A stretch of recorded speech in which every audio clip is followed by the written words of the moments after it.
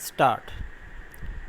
In rising to speak on the budget, one would naturally extend one's good wishes to the new finance minister for his heroic efforts in tackling a situation which was both difficult and complicated. It is not my intention to go into the details of the budget or even to touch upon various matters of policy concerning it. I would only like to refer to a few important aspects of the various problems which have arisen on the consideration of the budget. Personally speaking, I welcome the decision of the finance minister to take a comprehensive view of both the revenue account and the capital budget account in assessing the correct financial position of the country. But I cannot congratulate him in the manner in which he proposes to meet the deficit in the capital budget account. The net result of what he proposes to do will be to reduce the cash balances to about rupees 42 crores.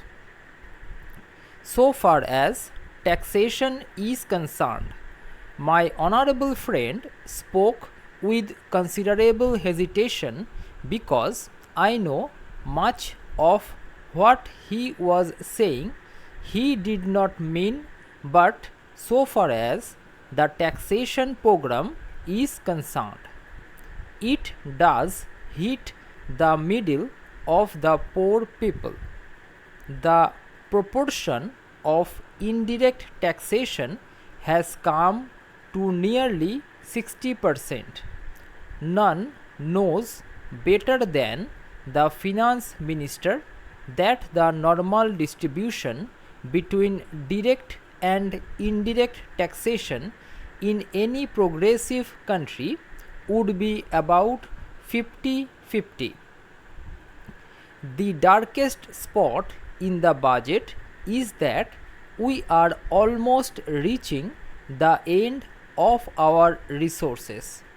If I could think aloud, there is the possibility of the death duty being imposed, but that matter has been shelved.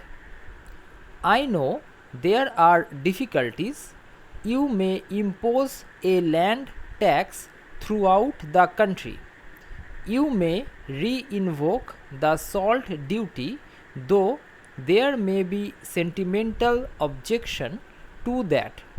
You have followed the policy of prohibition in trying to pursue an ideal which has landed you in disaster. In many of the states and in the entire economy of the whole country, government has taken advantage of many windfalls. Government was entitled to it, just as it has suffered under the impact of many natural calamities.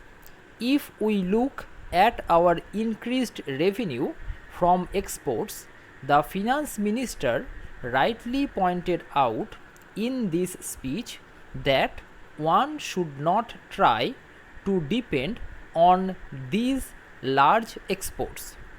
They are due to the worsening of the international situation. So far as stockpiling is concerned, I would like to know from the finance minister whether government has any plan for stockpiling in the interests of India.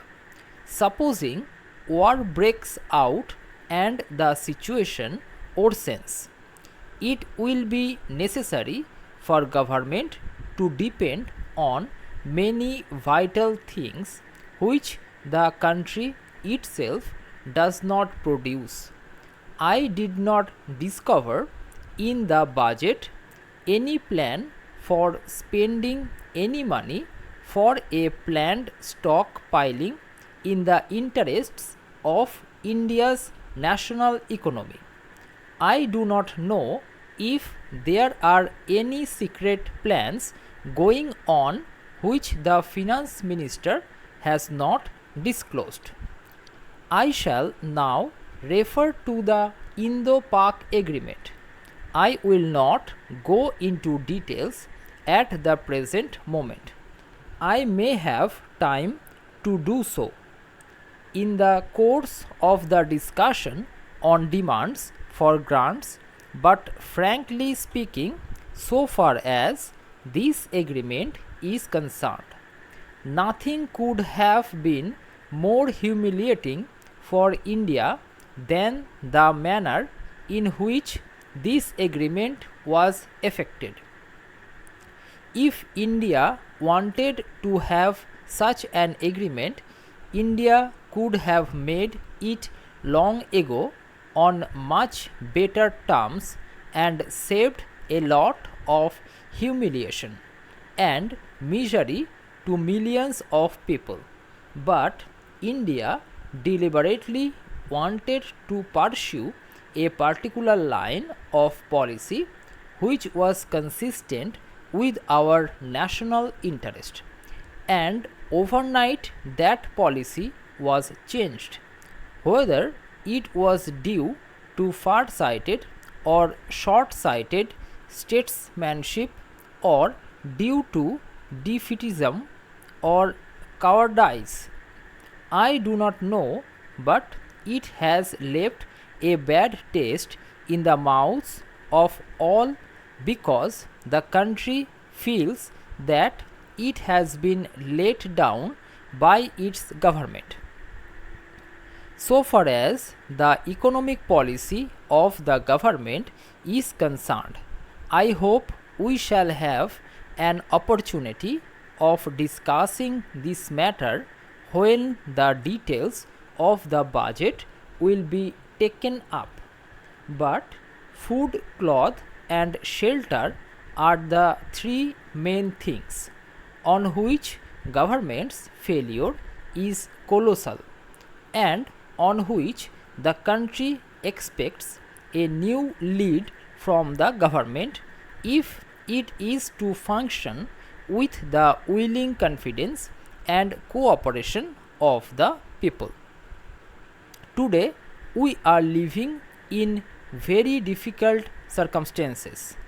I have no desire merely to blame the government or accuse the government, because we are trying to solve a problem of a magnitude which perhaps has had no parallel in any other part of the world.